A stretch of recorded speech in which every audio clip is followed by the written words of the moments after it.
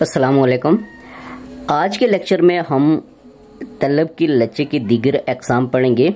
तो इससे पहले वाले लेक्चर में हमने तलब की जो है वो arc elasticity of demand, Kosi लचक के बारे में पढ़ा था, नुक्ती लचक के बारे में पढ़ा था।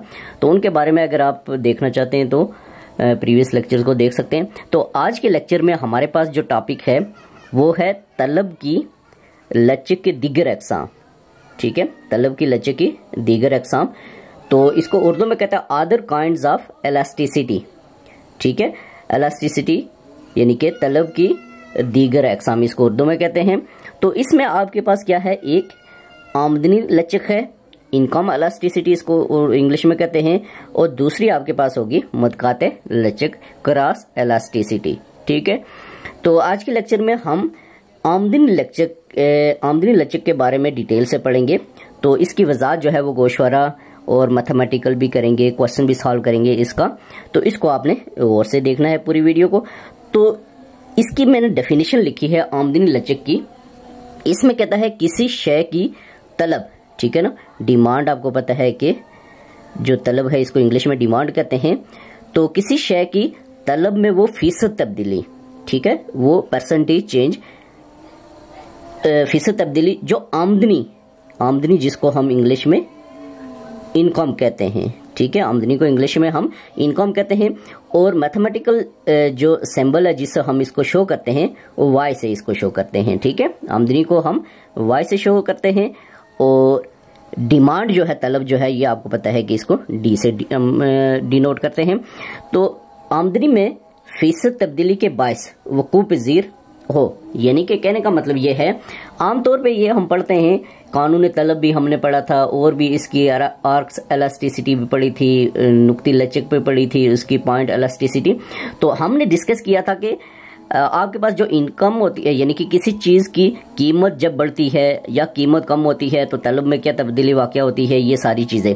लेकिन आज हम डिफरेंट चीज़ पढ़ेंगे, हम कीमत को डिस्कस नहीं करेंगे, बल्कि मुख्तलिफ बाकी चीज़ों की वजह से जब तलब में तब्दीली वाक़या होती है तो उसके बारे में हम डिस्कस करेंगे। उसमें एक आमदनी लचक है, यानी कि आमदनी में अगर चेंज वाक़या होती है, किसी बंदे की इनकम जो है वो फ़र्ज़ करते हैं 500 से 1000 हो जाती है, या 1000 से 2000 हो जाती है, या उसकी इनकम कम होती है, बढ़ती है, या जो भी बात रूनमा होती है, तो उसकी वजह से तलब जो है, जो डिमांड है मार्केट में, तो उस पर क्या फ़र्क पड़ता है। फ़र्ज़ करते हैं बहुत सारे लोगों की जो इनकम है वो बढ़ जाती है, कम हो जाती है, तो उसका इफेक्ट क्या होता है डिमांड पे, उसके बारे में हम पढ़ेंगे। ठीक है, आमदनी की वजह से हम कीमत को डिस्कस नहीं करेंगे। ठीक है, तो इसी वजह से इसको तलब की लचक की दीगर अक़साम कहा जाता है, अदर काइंड्स ऑफ इलास्टिसिटी। तो अब देखिए, सबसे पहले आपने इसका गोशवारा बना लेना है। ठीक है, सबसे पहले आपने इसका गोशवारा बना लेना है। या थोड़ी सी अगर हम इसको और वजाहत में कर दूं तो इसमें कहता है कि अगर आमदनी में इजाफे से लचक की तलब में कोई इजाफा न हो, ठीक है, यानी कि कोई इजाफा न हो, तो ये आम सी बात है। जब आमदनी में लचक वाक़या हो, जब आमदनी में चेंज वाक़या हो, लेकिन तलब में कोई इजाफा न हो, तो ज़ाहिर डेफिनेट बात है कि उसको लचक, उस लचक को सिफर लचक कहते हैं। आमदनी लचक सिफर उसको कहलाएगी या कहा जाता है। ठीक है, तो अगर शय की तलब बढ़ जाए तो आमदनी लचक मुस्बत होगी, जबकि आमदनी में इजाफे के बावजूद अगर किसी शय की तलब जो है वो किसी शय की तलब कम हो जाए तो आमदनी लचक मनफी कहलाएगी। ठीक है, अब इसको हम गोशवारा और इसको हम मैथमेटिकल इसको हम शो करेंगे। तो सबसे पहले हम गोशवारे को समझते हैं। ठीक है, गोशवारे से ही हम आगे फिर इसकी जो इसका हमने फार्मूला लिखा है तो उसमें हम वैल्यूज पुट करेंगे और प्रूव करेंगे। ठीक हो गया। तो गोशवारे में देखिए, सारिफ की आमदनी जो है, सारिफ आपको पता है कंज्यूमर जो होता है, ठीक है, इनकम ऑफ कंज्यूमर इसको कहा जाता है इंग्लिश में।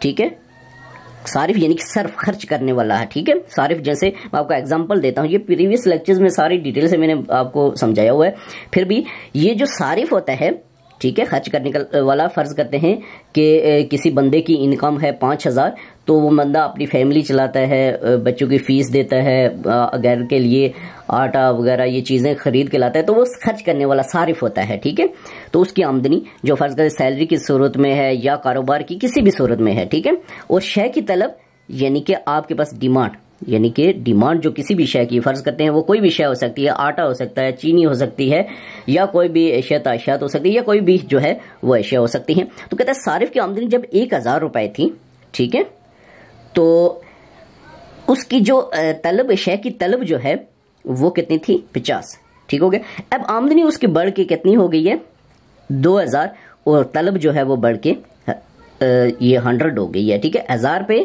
50 थी और 2000 पे क्या हो गई है, 100। अब देखें इस कीमत उस चीज की वही है, फर्ज करते हैं हमारे पास जो है वो आटा है, ठीक है, आटा या चावल, कोई भी चीज आप एग्जांपल ले सकते हैं। चावल की कीमत जो है वो फर्ज करते हैं 100 रुपीज पर केजी थी, तो सारिफ की आमदनी जो है खर्च करने वाला, उसकी 1000 रुपए इनकम थी, तो वो 50 खरीद रहा था, ठीक है। अब चावल की कीमत जो है वो 100 रुपया ही है। जो टेक्निकल बात है कि चावल की कीमत जो है वो 100 रुपये है, लेकिन उसकी आमदनी बढ़ जाती है, ज़ाहिर आमदनी बढ़ जाती है, उसकी कुव्वत खरीद बढ़ जाएगी। चावल की कीमत वही है, कीमत में कोई तब्दीली वाकई नहीं होगी, ये मैंने आपको पहले बताया था। तो उसकी इनकम जो है, आमदनी जो है सारिफ की, वो 1000 से बढ़ के 2000 हो गई है। तो डेफिनेट बात है कि 1000 पे अगर वो 50 चीजें खरीद सकता था तो कीमत 100 ही है, 50 है, 20 है, 25 है, तो वो अब 2000 में डबल चीजें खरीदने के काबिल हो जाएगा। उस शय की तलब जो है वो 100 हो जाएगी, ठीक है। यानी कि इनकम में चेंज, ठीक है, डेल वाई इसको कहते हैं, ठीक है, डेल वाई। और जो आपके पास होती है ये क्वांटिटी में जो चेंज होती है उसको डेल क्यू कहा जाता है, ठीक है। चेंज इन इनकम कहते हैं, और चेंज इन क्वांटिटी जो है, ठीक है।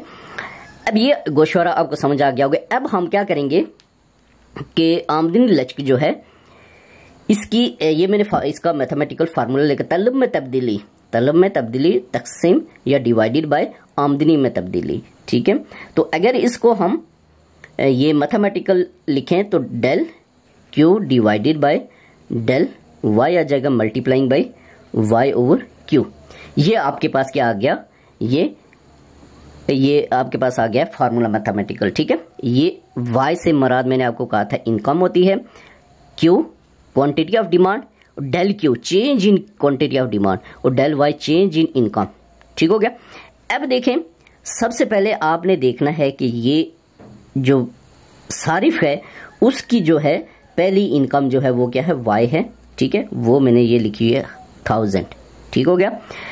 अब सारिफ की जो है वो इनकम जब 1000 थी तो उसकी जो क्वांटिटी थी, शय की तलब जो थी वो कितनी थी, 50। यानी कि आपके पास कह सकते हैं ये जो क्वांटिटी थी वो कितनी थी, 50, ठीक है, ये 50 आ गई। अब इसके बाद हमें डेल क्यू और डेल वाई चाहिए, डेल क्यू और डेल वाई चाहिए। तो डेफिनेट बात है कि चेंज इन क्वांटिटी और चेंज इन इनकम, ठीक है। तो जब आप डेल क्यू मालूम करेंगे तो डेफिनेट बात है कि ये 100 माइनस 50, ठीक है, तो ये आपके पास 50 आ जाएगा। यानी कि दूसरी में से पहले माइनस करेंगे तो आपके पास ये चेंज आ जाएगी इनमें, ठीक है। डेल वाई यानी कि आमदनी में तब्दीली, तो ज़ाहिर दोनों को डिफरेंस, दोनों को माइनस कर लें तो तब्दीली वाक़या हो जाएगी कि इनके दरमियान में क्या डिफरेंस है, माइनस 1000, तो ये आपके पास 1000 आ जाएगा।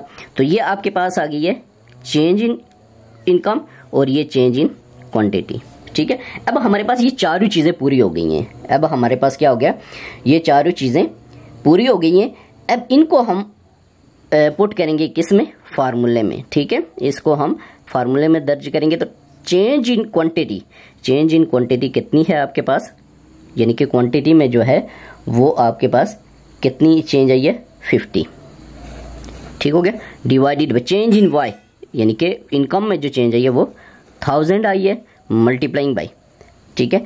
तो उसके बाद आपके पास क्या है, वाई इनकम, फर्स्ट इनकम, तो वह 1000 है, ठीक हो गया। डिवाइडेड बाय क्वांटिटी, तो पहली क्वांटिटी क्या थी आपके पास, 50, ठीक है, इज इक्वल, ये 1000 इससे कैंसिल हो जाएगा 50 इससे, इट्स मीन के आपके पास 1/1 multiplying by 1/1 is equal to ये 1/1 multiplying by 1 is equal to, ये मैं आपको इसलिए डिटेल से बता रहा हूँ कि बहुत सारे लोग होते हैं जिनका मैथमेटिक्स वो नहीं होता, तो उनको समझने में आसानी होती है। 1 × 1 ये आपके पास 1 आ जाएगी, ठीक है। यानी कि आमदनी में जो है लचक जो है वो आपके पास कितनी आ जाएगी, 1 आ जाएगी। ठीक है, तो ये आपके पास आज के लेक्चर में था कि तलब की लचक की जो है दीगर अकसाम में, अदर काइंड्स ऑफ इलास्टिसिटी में हमने आमदनी के बारे में पढ़ा कि आमदनी में तब्दीली की वजह से तलब पे क्या फ़र्क पड़ता है, उसमें कैसे इलास्टिसिटी पाई जाती है, उसके बारे में हमने मैथमेटिकल और गवाशवारे से इसकी हमने